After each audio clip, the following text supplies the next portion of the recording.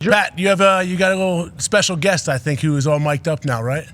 AJ, you're doing a great job out there point guarding this entire thing. Yeah. Ladies and gentlemen, a man who does not need to be introduced, but we certainly will. The greatest college football coach of all time, Coach Nick Saban, is here. Thanks, Pat. Thank you. You hear the claps? You hear the claps in Indy? I heard them. Hell yeah, Coach! Coach! Hell yeah, looking good, Coach! I love these guys. You should have brought them with you. Yeah, I think next week, potentially, as long as as long as West, the big weekend. Only 3.5 point spread. I don't love that in Athens, Ohio. Rich Rod's about to run them off the field. I think you'll see all the boys next week, hopefully, if everything handles that. Let's talk about you and your name, okay? And we talked a little bit about it on Monday whenever we did the kickoff show. I thought that was fun, by the way. Yeah, it was. I enjoyed that. Saw Randy, Teddy. It was great to work with Matt Barry. That's my first time ever doing that. That was a lot of fun. And you talked a little bit about Alabama at that point because you're kind of forced to. Your name is being mentioned a lot. You are the standard for all the Alabama fans. They're comparing everything that happens with the players, with the treatments, with the product on the field, with everything to you and how you ran that place for so long. That is a massive compliment. Tough for Kalen DeBoer to come in there and put it in his own culture, but everybody knew following you that was going to be the case.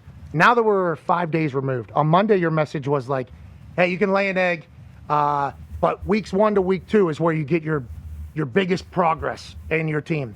And maybe they got smacked in the mouth and maybe they're better. You were trying to spin it into a positive way, I think, because a lot of Alabama fans are going to listen to everything you're saying. As we sit here on Friday, what are your thoughts? And what do you think Kalen has been telling his team? And how do you think the Roll Tide world is really feeling about it all at this point? Yeah, well, my message was, basically when you have a negative consequence and you don't teach and do a good job of identifying what do we need to fix so the players have something that they can relate to, if you don't teach, it really affects morale in a negative way. So I think you got to be positive and show the players when they did it right, here's the success we had. When we didn't do it right, whether it was even one player didn't do it right, maybe that's why they had success. But I do think that there was something in that game that is tough to understand, in my opinion, in that Alabama looked great going down the field on the first drive. Florida State gets the ball and goes right down the field and scores. And then the whole sort of psychological disposition of Alabama's team changed. For what reason? I don't know. Was it anxiety? Was it expectation? But one thing about coaching in Alabama, they expect you to win every game. And there's a high expectation, and the standard is really, really high for what you're supposed to accomplish and what you're supposed to do. You need to protect your players from that and give them a different way to compete in the game so they're not looking at the scoreboard. They're not worrying about the outcome. They can stay focused on the things that they need to do to compete in the game for 60 minutes and play one play at a time, so they're not worried about that because that's all they hear everywhere they go, on social media, everywhere they go. They're expected to win. So you can't let that creep in and that anxiety about being outcome-oriented affect their performance. What do you think, and I know you know him and you're in the building and you obviously care deeply about the Alabama football program. We actually call this show a program because of how you describe your program whenever you're at Alabama in entirety. Kalen DeBoer sits down after that game, looks in the mirror, and has a massive moment with himself, you think? Is that one of those types of games where it gets loud enough that you think he is really, I don't want to say in a whirlwind, but the reality of what he is signed up to do kind of hits him? You think that happened after week 1? I don't think there's any question about it. Kalen is a really good guy. He's a good coach. He's always had success everywhere he's been. Maybe he hadn't had to deal with this kind of scrutiny in the past. But if you're going to be successful, you got to be able to self-assess and figure out, hey, what can I do better? And I know that he's reaching out to a lot of people trying to do that. And hopefully they get it turned around this week and develop some confidence on this team so they can move forward in a positive way. How many national championships did you win? 7. How many did you lose? 3. Okay, so Kalen DeBoer, when you talk about big shoes to fill, I don't know how long all your national championships are, the trophies, when you stack them up. But boy, feels like those shoes were going to be tough to fit. And Kalen DeBoer, we thought was going to be the right guy to handle it, still has a chance, right? We shouldn't just give up completely on this entire situation, which I think a lot of people are. I think a lot of people have given up. There's a season left, right? We can still think that way? Yeah, and I think that's the way the players should think. That's the way the coaches should think. And I say they got to stay focused on what they need to do to teach and get better, create roles for the players on their team, and how they can support the team. There's one thing about this that you and I, when we played, we wanted to do well. We wanted to be good. But we also had a responsibility, those guys over there standing on the sidelines that was on our team. And that's a responsibility that everybody's got to figure out in this day and age of football when there's so much individual name, image, and likeness transfer. And once you decide and make a commitment to a team, you got to do a good job for yourself, but you also owe it to the guys standing on the sidelines or in the huddle with you. And I think that's an important thing for all these guys to understand. I mean, obviously the loafs are just so abnormal for any Alabama team that we've seen throughout my lifetime because you've been the coach basically there throughout all of my adulthood. I think the reason why it never happened is because you had like 4 or 5 stars at every position. So they were scared to death to loaf because the guy behind him might Wally Pip the shit out of him. I mean, there's a chance that that's going to happen. Just didn't feel that way first week. But Dan Orlovsky counted 21 loafs. Hey, that's Dan Orlovsky. He watched every player, every play. Well, I think all coaches want that. But, the one thing nobody wants to be insignificant. And you always have the bench. And if a guy didn't do what he was supposed to do, he knew that he would, and it didn't matter who it was. You got the bench. National championship, you did it. And let's talk about that national championship, you making that move. Jalen Hurts last night, I don't know how much of a game you got to see. He was playing phenomenal football. Yeah, he played great. I watched the first half. And he's only going to get better, though, right, with his characteristics and his traits. It feels like he literally a worker, committed to the game, addicted to the game, great teammate.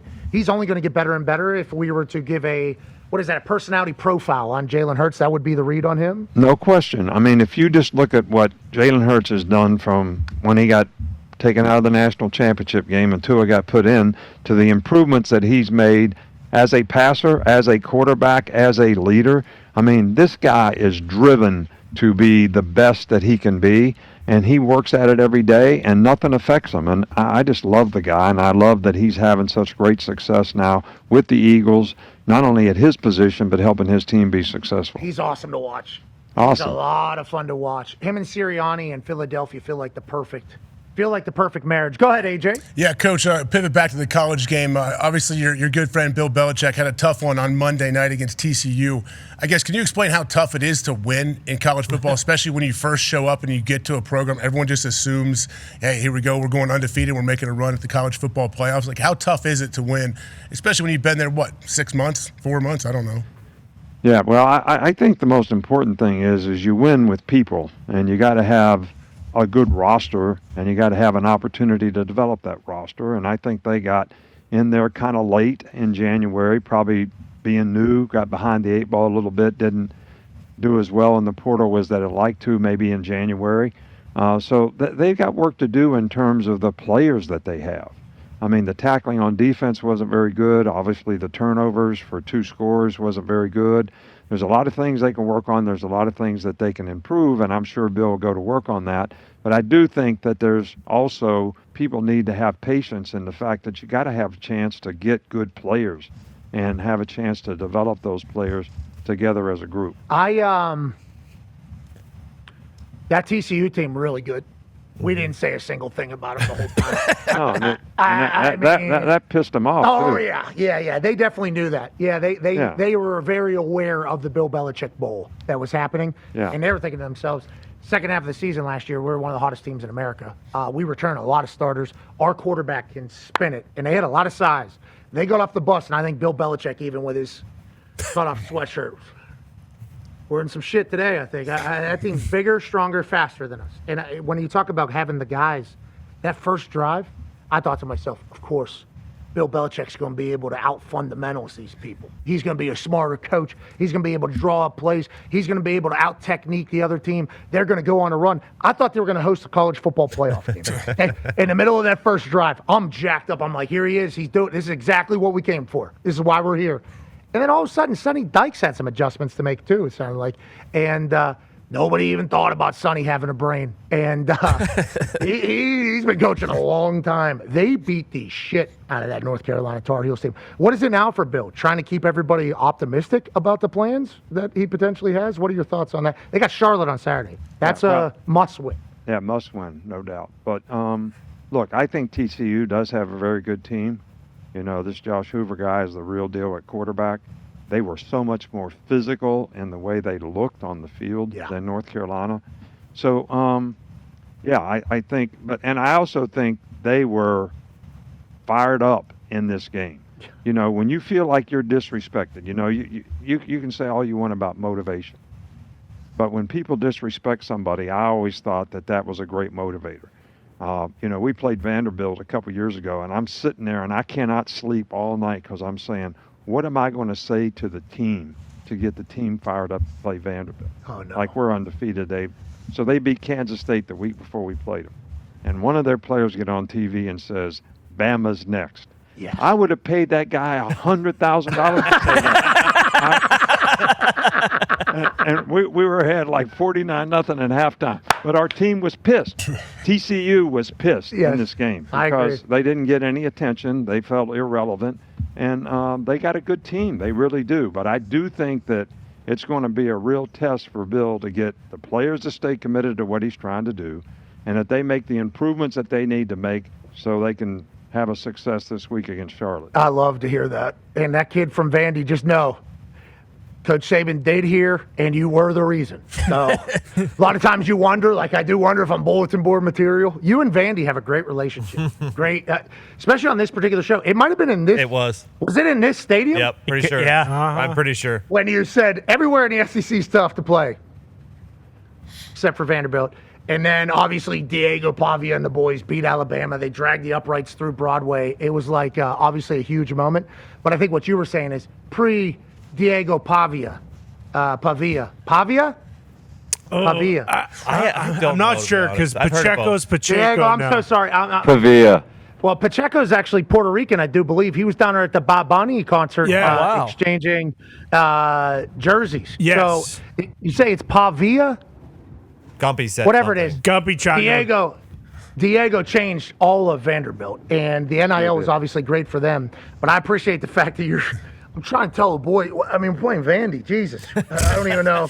And then all of a sudden the kid says that. Like, you just, like, hitting the lottery, basically, at that moment is a beautiful thing to think about. Hopefully Kalen DeBoer's listening, because Alabama fans are listening to what he's saying. Now, let's talk about this game that's happening here. Defense is going to be a big conversation, especially with the names involved. Tone has a question for you. Yeah, Coach, Pat and I were talking about it earlier this week, how, you know, Venables and Wink Martindale, probably two of the best defensive coordinators in the country going up. You know, Wink has got an 18-year-old in Venables has an 18-year-old in Bryce Underwood that he's going up against, and Wink has got, you know, Mateer and an offensive line that might have some question marks. I know you've gone up against Venables, probably Wink too in the past. How hard is it going to be for those young quarterbacks to go up against those guys? Because we just watched Arch do it last week against Matt Patricia. Yeah, well, I think it's going to be a challenge for both, and it'll be interesting to see how they respond. You know, Bryce Underwood is a very talented guy. This will be his first game on the road in a tough environment against a defensive coordinator that's going to get him a lot of looks, a lot of disguises, change the picture after the snap, and how he reacts to that is going to be really, really important. But I will say this. Michigan was a totally different team offensively last week because of Bryce Underwood. There's no doubt about that. And this Mateer guy that Oklahoma has, he's a talented guy. They couldn't run the ball. And I'm going to tell you, Wink is going to create pressure every opportunity he gets to create negative plays. And how Oklahoma handles that is going to be really, really important in this game, because if he can create positive down the distance and put his third down package in there and do all this crazy stuff he does, they're going to have a hard time with it because of the offensive line, not necessarily because of the quarterback. Coach Saban, you feel like maybe Oklahoma has to represent for the SEC here? You know, Big Ten team coming to town? Oh, yeah. You know what's been happening. You know what's been happening. We always talk about that. I never think about it. I just kind of look at the teams, but there is a rivalry there between the Big Ten and the SEC that can't be denied.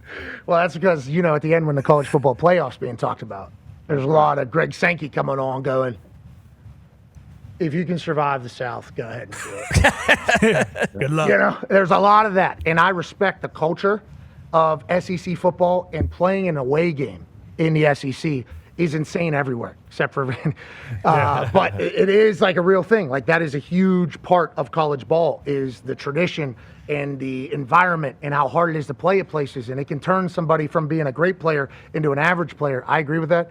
But the North is talking a lot of shit right now. Isn't that right? Rightfully so, too. Rightfully the North so. is talking a lot of shit right now. Look, can I have a perspective on this? You can. Look, yes, sir. And you get an ISO cam. Watch this. I think that the SEC was the SEC because of the culture in the South. There wasn't professional football in the South for a long time, and everybody related to the colleges. Okay, we talked about that before. Well, now that doesn't matter. I mean, kids grew up wanting to go to LSU. Kids grew up wanting to go to Alabama. Kids grew up wanting to go to Georgia. Got the money now. They don't mind going to Ohio State. They don't mind going to other places. So that geographic advantage that the Southeast Conference had may be changing a little bit. Yikes. Now with a different culture, with name, image, and likeness and money involved in decision making. And I think that's created a little bit of an edge for the Big Ten. I will say this: the Big Ten has a lot of money. You know, like everybody's going to say what they say about that whole thing, but like, I don't think we all understood how much money all of the North has. Big Ten. Like, did we understand that Penn State had all the money? I don't think I knew that. Even as somebody that grew up in Pittsburgh, had a lot of friends that were Penn Staters, and obviously a member of that cult. It's like I didn't know they had so much money. We just knew they were insufferable. Yeah, and just assumed the South had money too. Yeah. Yeah, we assumed. Yeah, exactly. But then you think of Penn State, and it's like they needed $700 million cash to upgrade the stadium. I was like 4 calls for the athletic director, and they're like, "Wait, are we going to win in all the sports?" Yeah. Okay, we would like to do that. We are sick of talking to the Ohio State people. We're sick of talking to the Michigan people. By the way, both of them fully committed, let alone Oregon getting into the game the way that they've gotten into the game. We assume that a lot of these Big Ten schools will have the capabilities to go. We did assume, though, that the South was going to be able to keep up. I think naturally, I always thought that there would be a lot of money from a lot of these schools in the South. It just feels like the Big Ten has more alumni, I guess, with more money, and that's a big part of the game right now. I think Texas and Texas A&M, probably have that kind of keep up, old-fashioned money. Yeah. A lot of the schools in the Southeastern Conference don't have that old-time generational wealth. But I just wanted to ask AJ about the money they have at Ohio State. I'm sure he. Yeah. Hey, they're working every day to keep bringing in more, Coach. You know that. That's the tough thing. If you bring it in, we got to reload next year and bring in double.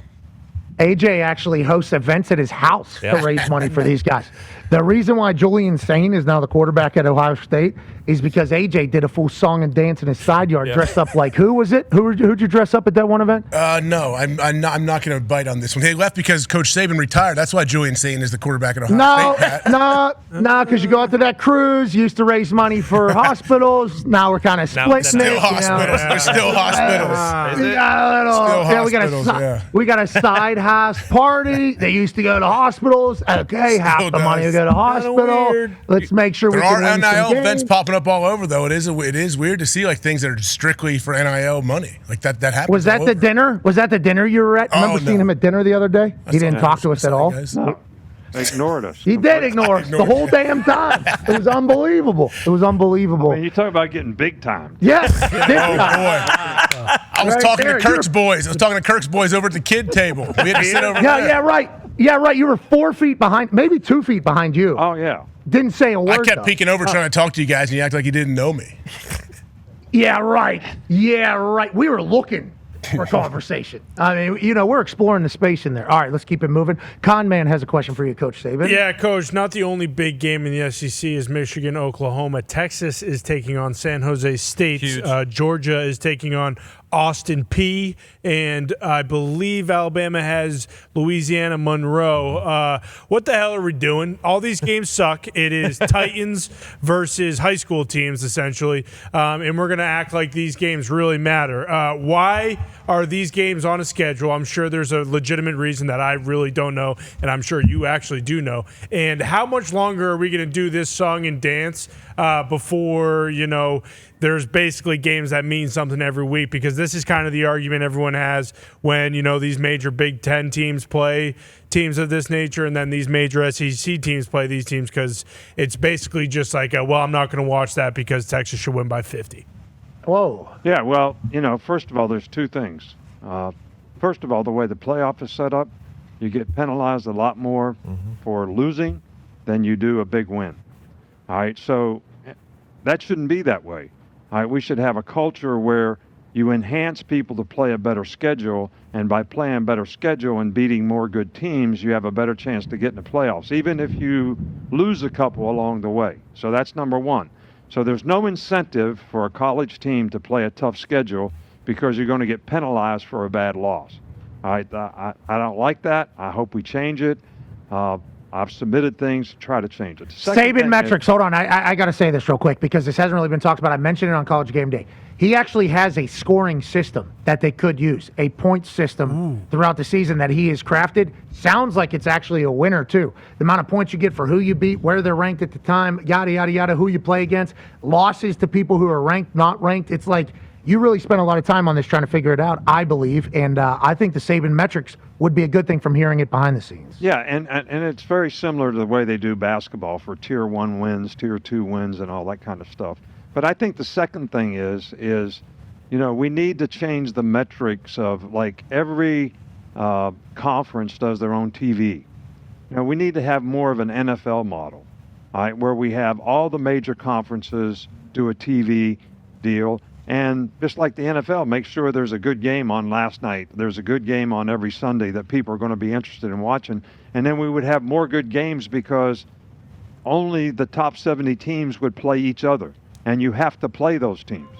All right, so you got better games to watch, better for the fans, create more revenue for the schools, and it would just be better for everybody. So those two things to me are two things that we need to progress on in college athletics. Top 60 big Power 4 league. They're running off the Saban metrics. Then you have to give the smaller conferences a couple play-in spots, just like March Madness. And we would does. give them some of the money, too. Yeah. I mean, it'd be nice. Be nice for everybody. Come on, Coach. Be good for us. Get it done, Coach. Build it, Why don't you go Coach. talk to somebody, Coach? Yeah, why don't you go talk to somebody? Who are you going to talk to? You got to talk to all the ADs, all the presidents, all the conferences, and all the networks. Have fun. Light work. I saw a certain president it, let Coach. coach go in front of him the other day because he won so many games. That was good to see. Who was that? I didn't see that. What was the clip? It was our sitting active president of the United States of America let Coach Saban go in front of him because he won so many games. Oh, President Trump said, Yeah. by all means, Sir Nicky Saban, please go this way. That happened? Was that what you were trying to do? You're trying to get this whole thing passed? You guys are, well, I mean. What are we? I would like to know where you're headed. I think it has to happen in Washington some kind of way through Congress to probably get some kind of antitrust to get some of these things implemented. You guys are awesome. Yeah, I don't know if that's where that was headed. Ty has a question for you, Coach. Yeah, Coach, when you look at a couple of the games this weekend, we have some transfer quarterbacks, for a lack of a better term, not just beating the shit out of some cupcake like they did week one. You got John Mateer, obviously, with the game you guys are at in Oklahoma. And then Mark Gronowski for the Iowa Hawkeyes is going to Ames to play Iowa State. And I guess it just doesn't apply to those guys. This could be, first-time starters, too. Is there any preparation or messaging change the week of a massive game like this after you come off week one and you play a team where you just beat the shit out of and you knew you were going to, and you're going into a week two game where it's like, okay, hey, lights are bright now, we have a very good opponent. Like, does that change anything when you're talking to a guy stepping into a new position like that? Oh, I don't think there's any question about it. No, I mean, I always wanted to play, and it's one of the reasons we played all these neutral site games in all my years at Alabama. I wanted to play somebody good the first game because I wanted to see where our team was, but it also impacted the offseason. The players are fired up to play that first game when you're playing Clemson or Virginia Tech or somebody that's pretty good. So you have a better offseason, you have a better spring, you have a better summer. So I'd rather start out that way to see where we are rather than play an easy team and the players be maybe a little more complacent that they had success but weren't challenged, so that they understand the challenge of the next game when they will be challenged by a much better team. Have you seen Gronowski? I didn't see him a lot, but I know they didn't have a lot of success throwing the ball. They didn't really need to. Thank you. But Ty. we'll see. Ty's an Iowa fan. It was a tough first drive even for you, though, Ty, watching that. It was, but like Coach said, when you rush for 310 yards, it'd be malpractice to have your quarterback drop back 30 times and try to throw for 350. They knew Albany couldn't stop the run. Let's just get in, get out. Kirk's, if he wins this weekend, he'll be the all-time winningest coach in Big Ten history. Sure. So, a lot at stake this weekend. Kirk's done a fantastic job there. We coached together at the Cleveland Browns with Bill Belichick, and I think he's done a fabulous job there. But, my approach was always different when we played in games like this. I was trying to make our team better. So if we needed to improve in the passing game, we're going to pass the ball whether we could run it or not. And because I was always focused on what do we have to do, not just to win the game, but what do we have to do to improve our team so when we do have to throw it, we're going to be more ready to do it. I think at some point you got to be able to make a third down and have to throw it, And that's they where did. Jalen, yes, I remember. And he threw a touchdown there. Yeah, Gronowski threw a thank touchdown you. there. That was a really nice ball. I mean, he took that thing. I mean, he threw a full. I mean, that was Like T-ball. Shot put. He did. It looked amazing. And I'm not gonna. Kid won a Heisman already. Yeah. D2, whatever they call it now. Heisman. One double A. Yep. National champion, 1AA Heisman guy. He's been in big moments before. He might be perfect for Kirk's Dogs. I'm just saying. But boy, that first drive was not what Ty was telling me. that is not what Ty was telling me about whenever I watched him play. He's a dog, though. So is Nico Marciol. I don't know if you hit West Virginia's coach. Yeah. But What was that? Jeez, to, coach. to the, Yes, yeah. to the Iowa He's fans juiced. out there, I want to say y'all need to be worried about Rocco Beck because that guy's been pretty damn good for 2 games. Unbelievable. Yeah. So just don't worry about your passing game. You better worry about stopping his. Well, I mean, they played rugby for a long time and didn't have a passing game, so it would be nice maybe if their quarterback could complete a pass, which he did. Third down, made a right. big time ball, made a big time throw, and here's a touchdown. That's a boom, There it is. absolute dime. Guy from Albany had no shot on that. Guy from Albany had no idea that a D1 AA Heisman winner was going to be throwing darts right in front of his face. Gronowski might lead this Iowa team to the promised land. Now, Iowa's kicker hit a 55-yarder last week. Iowa State's kicker hit a 63-yarder last week. You're talking big legs at Iowa State. Excited for that game. Let's get back to West Virginia because you shoot it off so bad. I don't like what you did there. Okay, I don't like what you did there at all. Oh, I just wanted to finish the other point. I'm a Mountaineer at heart. Big one. We need to win this. Big one. Yeah. That's what I grew up watching. Ohio this weekend? Yeah, the Bobcats. They're good squad. But I can't believe how did they schedule that game to play away? What's that? Oh, away game? Aren't they playing? Yeah. Been Yeah, we some had to buy tough a lot. years, Coach. Been Had some to- tough years in Morgantown, Coach. I don't know if they have a lot of ground. You were to stand winning on. a lot of things. I don't think you were paying attention what was going on Morgantown. Connor's point. There's a lot of downtime. There's a lot of downtime. Got to go on the road a couple times to some of these schools. Yeah. But I'm all for the Mountaineers. I'm hopeful they have success this week. I'd love to see them beat Pitt next week. Hell yes. We like these things. These are all things we like here. Look out for Scotty Fox, too, freshman quarterback. One for 59 yards last week, about fourth quarter. Jaheim. Jaheim White, dog, absolute dog. I have no idea who all on that There's team. Scotty right there. There he is. That's Scotty Fox. He first kid I think graduated early to get the spring ball. Like that makes sense. I think it's first West Virginia guy that's done that. And as soon as he arrived as a 17-year-old, the boys said the moxie's outrageous. They gravitate to him, is what they say. All right. Anyway, sorry about this. Last question from AJ for Coach Saban. Go ahead, AJ. Yeah, Coach, you were talking about making, in those type of games earlier, trying to make your team better. In these early games, sometimes when the matchups might be a little lopsided, like how valuable is it to get reps for guys that maybe your second, third team players, these young, inexperienced guys, like how big is it to get as many players in as possible to where, as the year goes, you're going to need some of them when it really matters in, December, even January? No, I don't think there's any question about the fact that that's really, really important. And when we didn't have a tough game to start with, and we played, sort of an easier team, even though we were trying to get our team better from a personnel standpoint, I looked at it a little bit like an exhibition game. So I knew if we got ahead by 24 points, I was putting Tua in so he could play quarterback and get reps or whatever because he's a freshman. So, or whoever it was at every position, because you're going to need that depth down the road. And to get those guys experience is really, really important, I think, and an opportunity to help develop your team. Amari Cooper retired yesterday. That shocked me. Yeah, I think all of us came out of nowhere while we were live. And when I was told it via Bruce Brown, who's sitting in for Zito, who we love, and congrats to Zito and his family, he said Amari Cooper retired. And I was trying to figure out what sport that was from. And he was like, Amari Cooper. And I was like, wide receiver? He's like, yeah. I'm like, that came out of nowhere, I think. I don't know how often you talk to him or catch up with him, but Amari Cooper was a beast of a football player. And we appreciate the hell everything he did for the sport. Yeah, well, he caught over 100 balls for us. I mean, he was fantastic when he played for us, and he was a great competitor. Very quiet guy, maybe a little misunderstood sometime because he was so quiet, but a good person and a great competitor. And he's had a good career. I hate to see people like that, not be able to continue their career for whatever reasons, but I'm sure he's got a good reason to hang it up. Congrats, Amari. Congratulations. Hell of a run. We hope you're happy. That's a tough decision to make. Just like I'm sure it was for you to retire and jump into TV, but we're thankful you did. You crush it every single week with us and on game day. Well, I don't know about all that, but Once you hit me with that, I enjoy it because my biggest concern was being a part of a team, not being a part of a team if I retired. And doing this has enabled me to be a part of a team, which you're a part of, which I really appreciate and enjoy that part of it. I like preparing. I like being a part of the game. It gives you, you stay significant in football by doing this. Yeah, I think your influence helps football. So we're very thankful on the return side that you're doing it. Just watch what you're doing with your stick. Yeah. Jeez. I was ready for a fight. Yeah, You kind of backed off a little bit. Yeah, Pat did back off a little bit.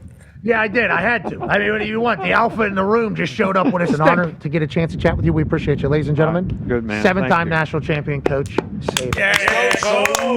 Thank you. You want this, you got that. No way.